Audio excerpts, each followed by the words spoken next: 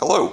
So we're going to continue our discussion of Perseus, and you'll remember toward the end of our time last segment, we were talking about these pictures, and of course here's Danae and baby Perseus and her father King Acrisius, and he is sending them out to sea in a box, which as we'll see in the picture here soon, you'll see it looks slightly more sinister than that.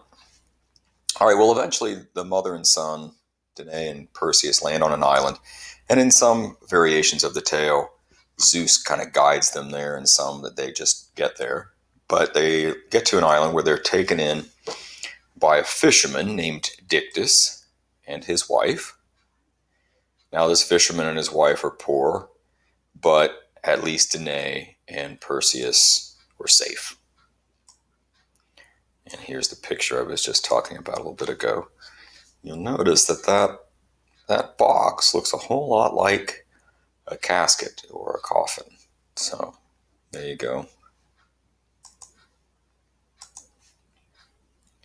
So everything goes well. Perseus grows up. He learns being a fisherman. He and his mom are safe. The fisherman and his wife are very kind-hearted. And it all goes well until the king of the island, a guy named Polydectes, who also happened to be the brother of Dictys. Obviously some family strife there if you have the king of the island, who's bound to be pretty wealthy, and his brother is slaving away as a poor fisherman. Obviously something isn't going well there. But anyway, he's Dictys' brother. He's the king of the island, and he fell in love with Danae. Now, Danae was pretty young when she had Perseus. She's still fairly young, even though Perseus is growing up. And Polydectes, in order to be with Danae, felt like he needed to get rid of, good guess, her son Perseus. So what he does is he pretends that he's getting married to another woman, and he asks all the young men of the island to bring marriage gifts.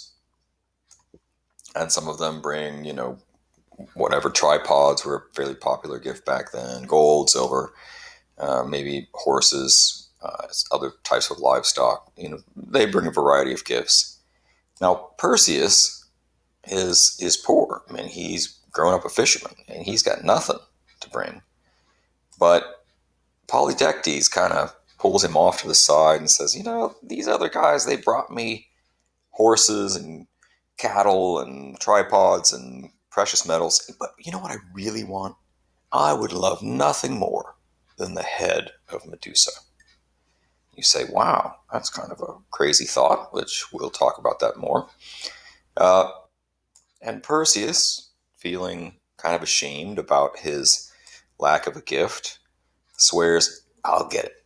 You want the head of Medusa, Polydectes? I will get it for you, to try to make up for my lack of a gift. And you may have had a similar situation, not, somebody wanting to get the head of someone else, but having a gift exchange type thing where maybe it doesn't seem quite as equal, where other people got nice gifts or gave nice gifts, and yours was kind of the one that was paling in comparison. And that's kind of how Perseus feels. So to make up for it, I'll get the head of Medusa. Now, you might be asking yourself, who is Medusa?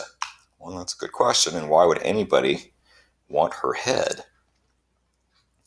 So there's two stories. I have my favorite. I'll tell you which one it is, and I'll tell you both of them.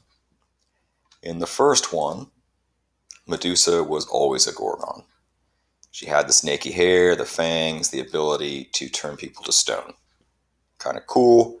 That was just how she was. And when you turn people to stone, we call that lithifying. Now, quick question for you. By the way, of those 3 Gorgons, there were 3 of them in total. 2 of them were immortal. Medusa was not. But I want to leave you with this question. What is this item here? I can't quite get the whole thing on the screen at once, but what is that item? And we will talk about that next time.